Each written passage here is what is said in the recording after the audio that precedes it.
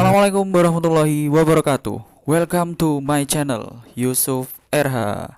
Oke guys, mbak, mas, kakek, nenek, adik, tante, om. Kali ini saya akan membagikan informasi yang sangat bermanfaat sekali, yaitu tentang bahaya nasi kotak. Eits, bukan karena ada bomnya, tapi akan tetapi ada ulat atau telur ulat.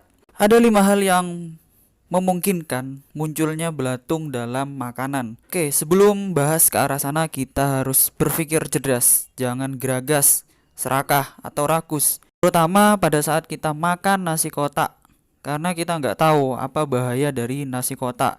Nah, sekarang udah tahu kan kenapa bahaya dari nasi kotak itu? Bukan karena ada bomnya loh. Yuks, kita simak nasi kotak.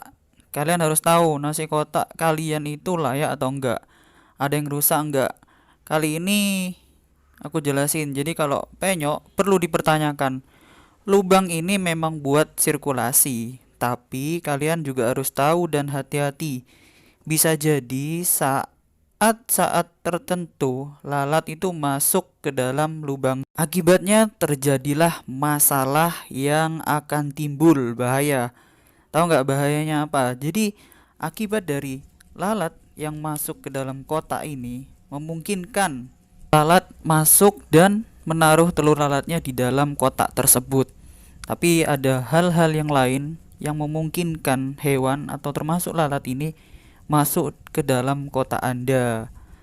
Salah satunya adalah kalau Anda naruhnya nggak tepat, itu juga bahaya. Yang berikutnya juga penanganan bahan yang kurang tepat bisa menimbulkan adanya serangga atau lalat atau belatung itu untuk tumbuh. Yang berikutnya juga adalah ngolahnya juga kurang tepat. Kelalaian setelah matang, dibiarin, naruhnya sembarangan, akhirnya ada lalat. Itu juga faktornya. Yang terakhir itu faktor human error. Jadi dari manusianya sendiri. Jadi kita harus berpikir lebih cerdas lagi mengenai nasi kotak. Dan jangan makan sembarangan. Itu juga bahaya loh. Perhatikan makanan kalian.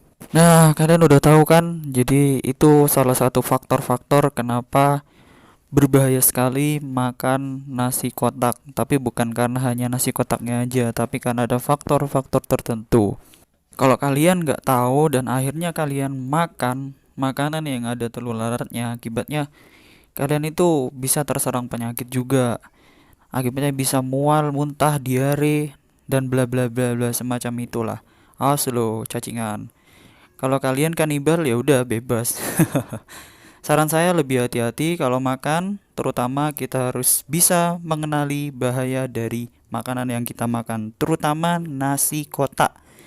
Kadang kalau lagi enak-enaknya tuh geragas, nah akhirnya kita nggak tahu tuh makanannya bersih atau ada lalatnya. Saking keenakan akhirnya kita makan, lahap banget.